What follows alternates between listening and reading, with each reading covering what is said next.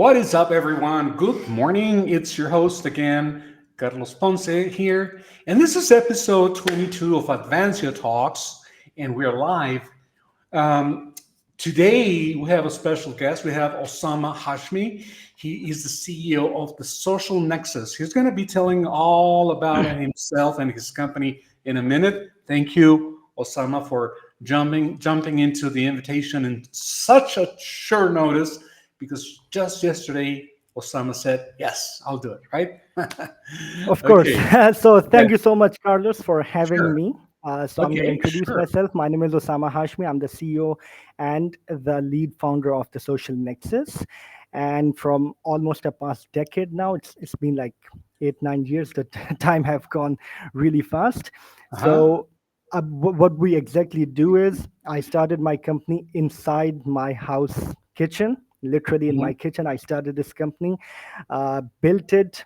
Now we provide web solutions, web development, digital marketing, AI automations, and these type of new development solutions. This is what we do. We started from scratch, and now we have built a really huge company that values a lot of people all over the world. That is so great. It's Yeah. like the proverbial, the garage. I started from my garage kind of Yeah. story, right? I And didn't have then, a garage, so I had to start from my kitchen. you know. right. Yeah. Thank Yeah. you for sharing that, Osama. Okay. So, Yeah. all right. So tell us a little bit about Nexus. I mean, you mentioned it, but let me go back a little bit. Tell us a little bit about you first. So, who is Osama Hashmi? What is your story, your background? Anything you want to say about yourself to share with the audience? So Carlos, I'm just a kid who dreamt really big out of the box. So I did my graduation from University of Hertfordshire as a computer science, and when I graduated, the computer science and the software development industry was booming. Everyone was going for high tech jobs, six-figure jobs. Everyone was jumping into jobs and going for jobs. But I wanted something different. I moved from a different path. I wanted to build something, and when I did build it, there was a lot of what I can say friction with the people I knew. Everyone was like, "You're making a huge mistake. This is the time to start a huge career for yourself, but you're building a company. It can go wrong." And my answer was always, my worst case scenario is I fail and I do a job just like you. So Uh-huh. at the end of the day, it worked out. I'm just glad it did. Work really hard on it, met the right people, and built the right team at the end of the day. Great. So, thank you for sharing that part of your journey, of your background. And now, tell us a little bit about the social nexus. What is the social nexus, and what is your value proposition? So the whole value proposition, I think it was different when we started it, and it's way different now because of how the tech industry has moved since the last few years, since the change of AI.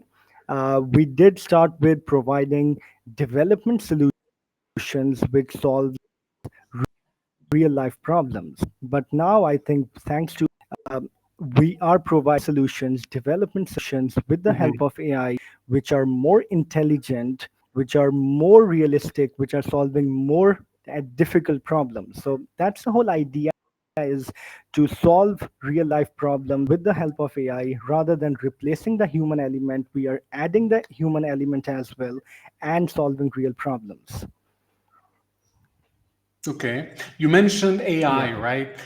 And I think that's a Mhm. key element of today's conversation because if I Yeah. recall correctly, we're going to be talking about outsmarting AI or building what AI can't replace. So let's start there. Let's kick it off. Let's kick off today's Advanced Talks episode with the title, the name for the conversation. Why did you feel that outsmarting AI would be a relevant topic for today's day and age? And how do you Yeah. suggest that we can do that? So, Carlos, the topic comes from observing a huge gap which the companies are racing to adopt AI without understanding the boundaries of AI. So, I wanted to have this conversation today with you to have a space to realize the space which we are creating between AI's new capabilities and the irreplaceable human capabilities as well. So, the Hmm. huge gap is being created where we are pushing AI solutions, but we are kind of creating a gap of human elements, which I don't think anyone can replace at the end of the day. So that is Hmm. where the competitive advantage is being created right now. So that's the whole Hmm. idea. That's the conversation I wanted to have today. Okay, okay, okay. Yeah, Cool. yeah, So now let's start with the first. I have a question for you, and I'm going to call it the elephant in the room. AI is everywhere, right? of course it is. So what is it that AI can't replace? In your experience, for example, building solutions for clients, what is the biggest Mhm. misconception that businesses have about AI's capabilities versus human Yeah. developers, for example? So, Carlos, the biggest misconception which I feel is that AI is developer replacement, which cannot be true. I think all of the AI development companies like Claude or Cursor, all of them, when they started as, they wanted to advertise themselves as that we would be replacing the developers from the market, but Mm-hmm. that just did not happen. Even for them it did not happen, and even it would not even happen in the next 10 years. Why? Because AI can accelerate the execution, but it cannot make decisions for you.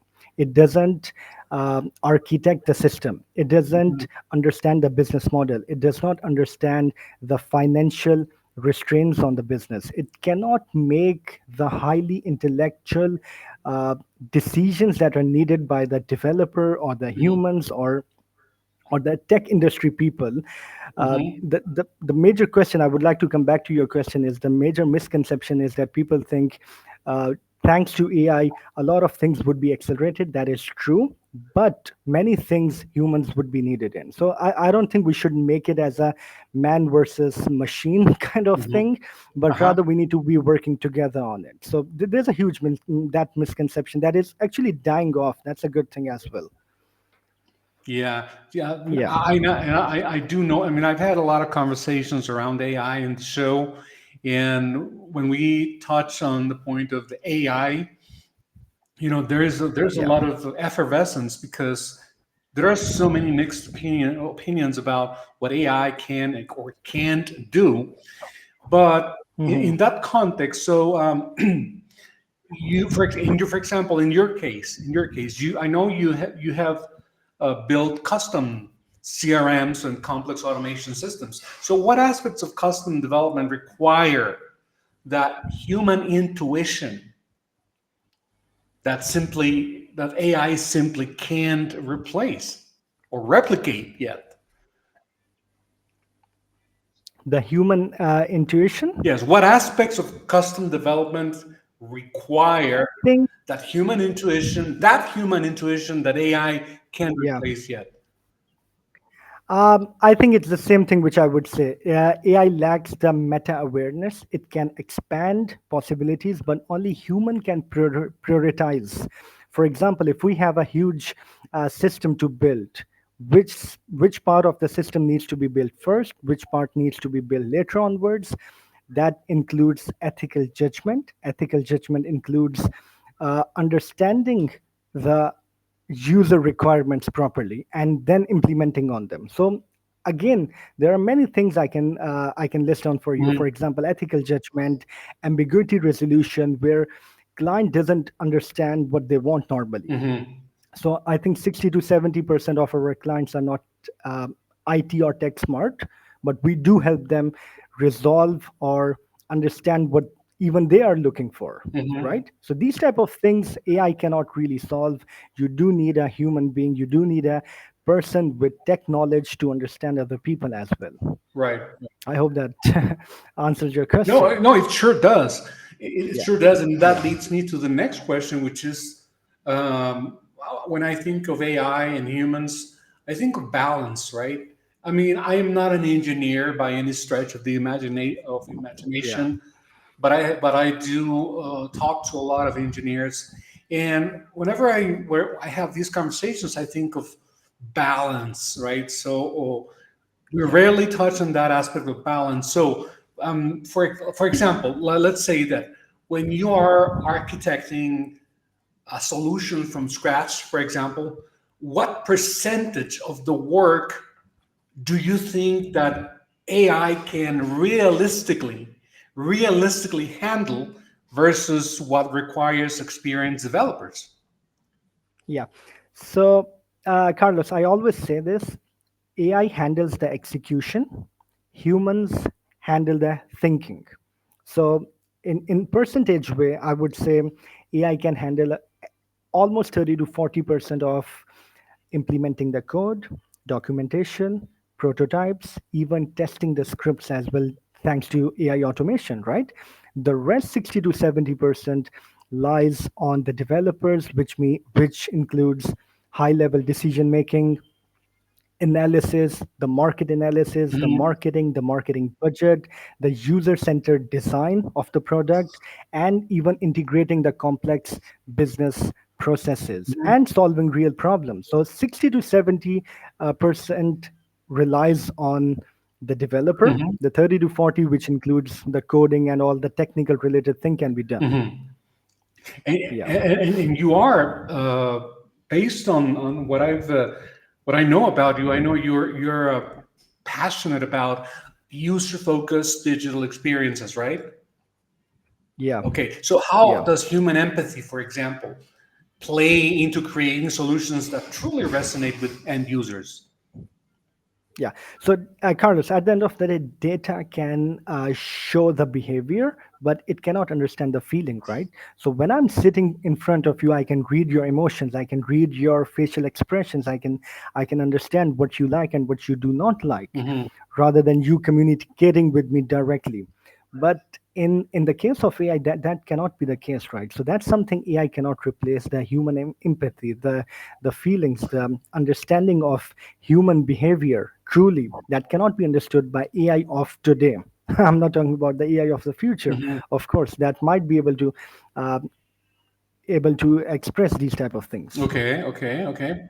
Yeah, Uh, and yeah. and, uh, and I believe that well, you specialize in AI automation, right? So including chat bots, for example, voice bots, that Hmm. kind of thing, right?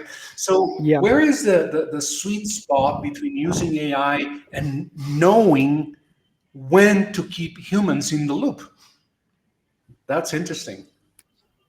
That's interesting. So I think that's a good question. So AI, it lacks the meta awareness, obviously, as I said before.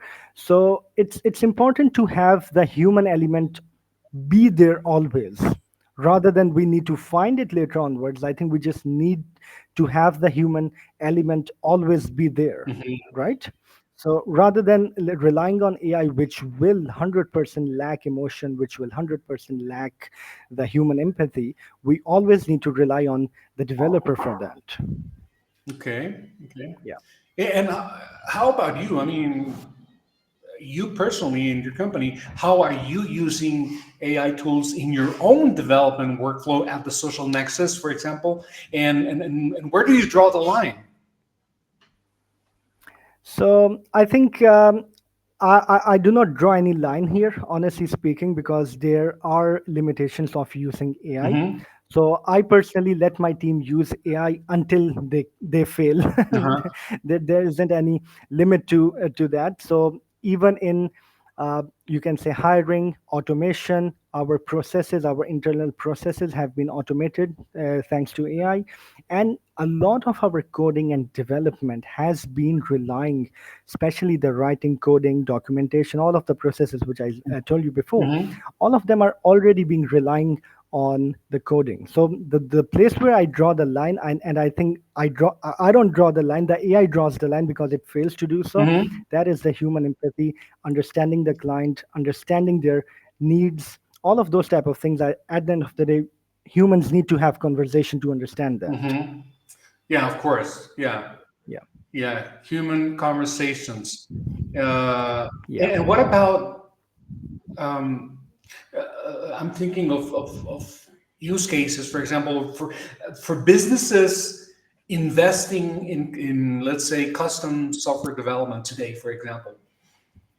Mhm. How do you think they should, what we call future proof their applications against AI disruption?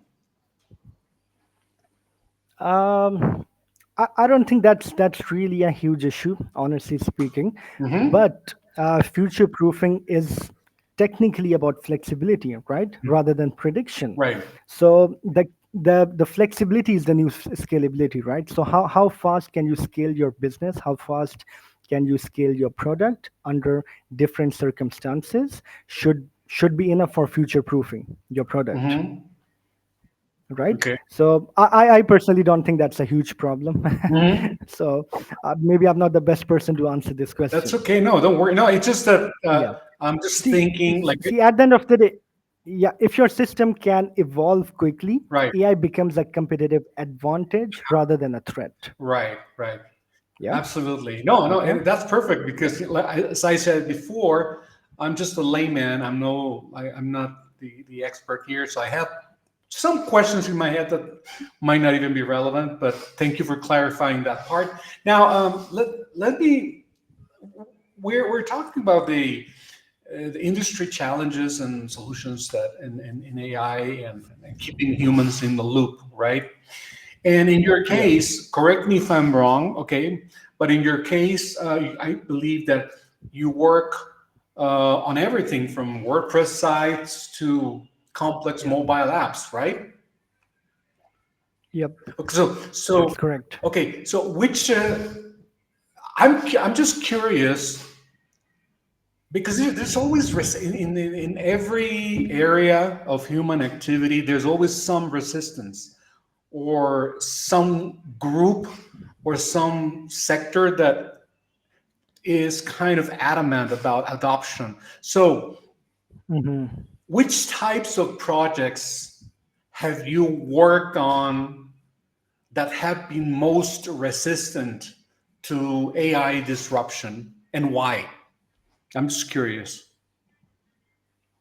Okay. So do you mean in terms of products or do you mean in terms of client Yeah, side? could be anything. uh, It could, which types of projects? It could be. Okay, so mainly the type of see at the end of the day, the project it starts from the person who thought of the project or the person who is executing the project, right? Mhm, So if the person, for example, the client is really reluctant on using AI, that becomes a huge hurdle, mhm, right? And if the client is not the problem, sometimes on multi-layered CRMs where we have different types of CRMs that needs to be integrated, mhm, there the AI sometimes lag, and sometimes even have seen really the best AI in the market have failed mhm, on multi-layered CRMs, right? So anything that requiring interpretation or long-term maintainability, that resists automation, that mhm. always resists automation. Okay, okay. Yeah. Perfect. Thank you for clarifying that. I mean, that definitely sheds a lot of Hmm. light into what I was wondering. Now, let's talk a little bit about what I call strategic positioning. Okay. Let's say Hmm. that a company approached you today wanting to Hmm. build a competitive advantage. What would you Hmm. advise them to invest more in AI tools or in skill Hmm. development teams or both? Hmm. Both. Invest in developers who know how to leverage Hmm. AI. That's it. You cannot rely on people who cannot use AI. Hmm. They will be replaced immediately. Hmm. The people who can use and leverage AI will always be the developer who cannot use and leverage AI. So leveraging AI means using AI to your competitive advantage. Hmm. So I understand not every developer can understand every single tech, understand every single language, but if the developer can understand how to leverage the AI, and use it to learn a new language or implement a new functionality on a new language he has never worked on, he will win. Okay. Right, so that's what I'm trying to say is the combination of human strategic intelligence plus AI execution is just unbeatable, Carlos. Excellent. It's 100% unbeatable. Great. Yeah. Yeah, Thank you. Thanks. That's absolutely. I totally agree with you. Now, yeah, we're still talking about strategic positioning, and in that context, um, well, my perception as a layman, as a normal yeah. average user, is that Hmm. sometimes I feel overwhelmed because I feel that it's kind of AI everything oversaturated market, right? Like it's starting to Yeah. bloat, and then everyone's talking about AI. Everyone has a solution. So, considering that, what advice would you give companies? It could be a software development company or a platform or a SaaS product. What advice would you give to these companies that are trying to differentiate themselves in an AI saturated market? Yeah. So I would just tell them to stop selling the code. Okay. Right, so if you're still selling code, you're out of the market, man. Because Uh-huh. any layman, because the next future coding language is going to be English. Everyone knows that, right? So stop selling code, because AI can generate code, it cannot generate vision. What you need to sell is insight, strategy, the architecture, the outcomes, and solving the real problems. Uh-huh. So you're not just selling the code at the end of the day, right? So even ChatGPT can generate the most complex code in the planet right now. So just get away from the code and try to solve real life problems. There's something that I heard you say, in which kind of tickled me a little bit. You said the next coding language is English, right? Yeah, So what do you mean by that? I mean, I think I get the gist. I yeah. know where you're going to, but I would like you to tell us, why did you say this? So at the end of the day, literally right now, Carlos, you can open any basic AI GPT generative prompt text, and you can ask it to solve the most difficult coding problems, and it will solve it, right? Uh-huh. So that's not the solution which we should be aiming at right now. So you can build applications, you can build a lot of things just using the prompts, the English language prompts you're giving. Mm-hmm. The major solution you should be providing is the insights, the analytic solutions, Okay. the problem solving, right? Mm-hmm. So that's the reason I think coding is just it's gone. It's not gone entirely. You would be relying on a developer, Mm-hmm. but the coding itself is just going to be replaced with the English language Okay. or any language in the world. So is that what you call? Well, some people call prompt engineering. Is that what you're saying? Kind of, Kind of. yes. Okay. Well, let's see. Yeah, Let's see what the future holds. yeah, And it's it's exciting. exciting. Yes. Yes. Okay. Yeah. Now back to you. I understand that you have built high converting e-commerce solutions as well, right? Yes, we have. So, okay. So what can I ask you? What conversion automation? I mean, I'm sorry. What conversion optimization strategies require human insight that AI hasn't mastered yet? The conversion strategies, you mean? I'm sorry, say again, please. You mean the conversion strategies in e-commerce? Well, the question is, what conversion optimization strategies require, like a must, require human insight that AI hasn't mastered yet? So, Uh, in other words, yeah, what should humans do? Where should humans yeah, intervene in an yeah. area that AI is really not apt Mhm. just for solving these problems in conversion?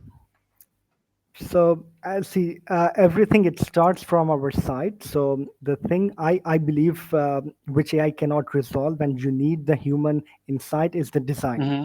So many times a really great website comes to us, and the design, the UI UX design is extremely poor. Hmm. So the 70 to 80% of the problems of an AI e-commerce solutions are solved by having an enhanced design of the user of the e-commerce website, Hmm.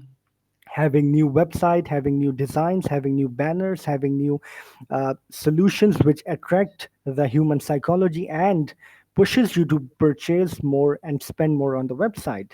That's an analysis right now I don't think any AI can do Hmm. in the market. Yeah, I totally agree with you in that sense. Yeah, yeah. Um, The design analysis. the design analysis, absolutely. Yeah, I Yeah, think that's a good way to put it. All right, yeah, Osama, we are approaching like the final segment of today's episode, and I have one more yeah. question regarding the future. Right? Let's Hmm. say looking ahead, let's say 3 to 5 years, what types of development work do you believe will become more valuable, not less, despite AI Hmm. advancements? So I think the value, Carlos, is shifting from writing code to designing intelligence. So we have seen AI jumping into designs, jumping into UI UX design, jumping into graphic designing, but the value still holds between designing high, strong e-commerce solutions, which AI cannot replicate at the end of the day. So I think the market is shifting from writing code to designing intelligence, Hmm. which can still include technical stuff as well, like systems architecture, hybrid intelligence systems, and the custom enterprise automation systems, the ERP and CRMs. We need to have them according to the new market. Okay, You know, gotcha. yeah, Yes, absolutely. So, I mean, I could go on and on, but I'm sure there's going to yeah, be a lot more questions, and a lot more. I'm sure the viewers out there who might be watching now or in the future, because this is being recorded as we speak, right? And it will be promoted. yeah, So, yeah. how can people reach out to you if they have any questions, or if they, any, how can people get hold of you essentially? Are you on LinkedIn? Do you have a So website, email? yeah, so they can get in touch with me from my LinkedIn, from my email address, That's your and you LinkedIn can right even there, reach. right? Yeah, that's my LinkedIn. You can also reach out to me from my email address as well. So the email I address, think, and my website is also accessible. Probably my team will get in touch with you, but from my team, you'll be able to get in touch with me from my website as well. yeah, and your email address, folks, if you're watching, you want to send an email to Yeah, Osama, that's right there, osama.thesocialnexus@gmail.com. And also your website. Your website is thesocialnexus.org, right? yep, Okay, yes, perfect. that's the one. Okay, so folks, if you're watching, you want to reach out to Osama for any reason whatsoever to learn more about what he's up to, what he's building, and essentially to connect at a deeper level, to learn more about AI and how we are going to be outsmarting it, or we could outsmart it in the near future. That's the place where you need to go now. Thesocialnexus.org. That being said, Osama, the only thing left for me to say is thank you, because you were so gracious as to accept an invitation in such a short notice that I was amazed. So thank you for your availability. Mhm. I need to make Osama. I need to make a couple of announcements. So let me just Yeah, make the announcements. But stay here with me, and then we'll wrap up. Okay? yeah, 100%, Sure. Okay. of course. For the viewers out there, I'm just going to make a couple of announcements of what's coming. I mean, there's a lot more coming in the calendar section of advanciotalks.com, but specifically, I have two guests that I would like to announce that are coming soon. Never mind the date. I mean, we had to reschedule this one, and this is going to be on December the 3rd. So scratch that. It's not October the 27th, it's December the 23rd. We're going to be speaking with Trevor Lewinsky, the managing partner at Machu Brands. And the topic is going to be transforming performers into winners. And also, this is going to be a good one. One of the hot ones is going to be the accidental data nerd, because we're going to be speaking with Paul Zikopoulos. He's none other than the VP of IBM Technology Group Skills, Vitality, and Enablement at IBM. So and that's going to be also on December. So you see the dates are crooked. Again, never mind the dates. Just go to advancio.com and you'll see the dates. But I just wanted to get everyone ready for these two conversations that we're going to be having soon with these two gentlemen. So that being said, Osama, really appreciate you having been on the show today. Stay with me as we go off the air. And do you have any final words of wisdom, Osama, for the Thank audience? you. Thank you so much, Carlos, for having me. I don't think I'm capable of giving wisdom advices, but the last thing I would like to say is that we're not here to compete with AI, but rather than leverage AI to our usage. So the future is scary, the future is exciting, and I wish everyone best of luck. Same to you. And everyone else, Same to you. Thank you so much. see you next time. And you, Osama, stay with me, please. Have a good one. Thank you.